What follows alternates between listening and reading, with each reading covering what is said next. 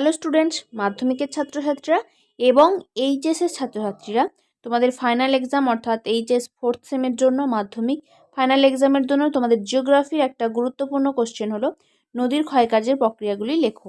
দেখো আমরা আনসারে চলে আসছি। এটা কিন্তু খুব বিশাল ডিটেলসে লেখার দরকার নেই, যতটা ইজিলি জিস্ট তুলে দিতে পারবো সুবিধা হবে, কারণ এটা তোমাদের আসে 2 অথবা 3 মার্কসের।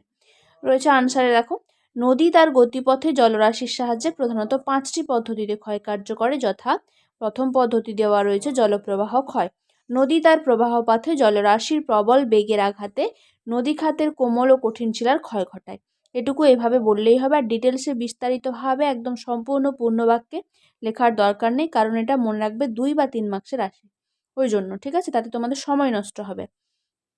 লেখার প্যাটার্নগুলো এইভাবে ফলো করার চেষ্টা করো। ওকে, তাহলে জলপ্রবাহ মানে জল বয়ে যাচ্ছে, তার আঘাতে যে শিলার ক্ষয় হয় সেটাই হচ্ছে জলপ্রবাহ ক্ষয়।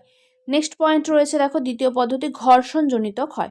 নদী দ্বারা বাহিত নুড়ি, পাথর ইত্যাদি পরস্পরের সাথে ধাক্কা বা আঘাতের ফলে যে ক্ষয় হয়, অর্থাৎ ঘর্ষণ মানে একটা নুড়ি বা একটা পাথরের সাথে ঘর্ষণ হবে, নুড়ির সাথে নুড়ি, পাথরের সাথে পাথর, এগুলো ঘর্ষণের ফলে এগুলো ক্ষয়প্রাপ্ত হয়। তো নুড়িগুলো ক্ষয়প্রাপ্ত হয়, ভেঙে যেতে পারে, টুকরো হতে পারে। ঠিক আছে, সেটাই বলছে ঘর্ষণজনিত ক্ষয়। ওকে, নেক্সট আমরা পরের পদ্ধতি চলে আসবো, অবঘর্ষ ক্ষয়।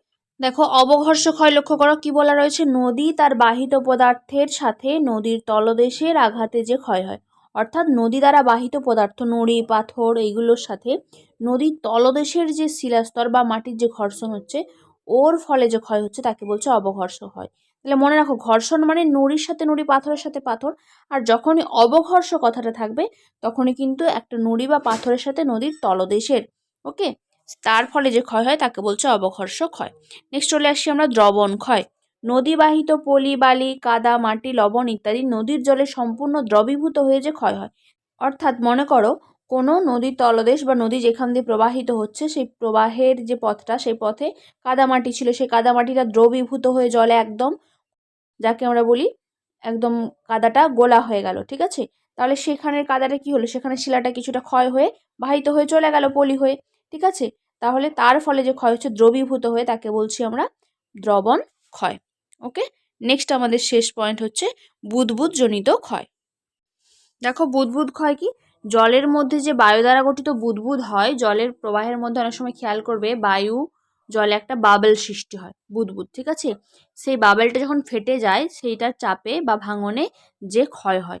ভাবছো এটা কতটুকু হতে পারে? দেখো, উদাহরণটা কিন্তু এইভাবে দেবে, যেমন দেওয়া রয়েছে প্যারা করে পাশে অবশ্যই, কি 1 সেমি আয়তনের বুদবুদ 18 কেজি হাতুড়ির আঘাতের সমান চাপ দেয়। তাহলে নিশ্চয়ই বুঝতে পারছো এই বুদবুদ দ্বারাও কতটা ক্ষয় হতে পারে।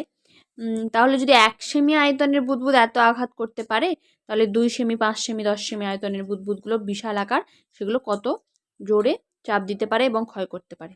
ওকে, আশা করি কোনো অসুবিধা হবে না। এখন এই পর্যন্তই, খুব তাড়াতাড়ি আমরা নেক্সট ক্লাস নিয়ে আসছি, সঙ্গে থাকো।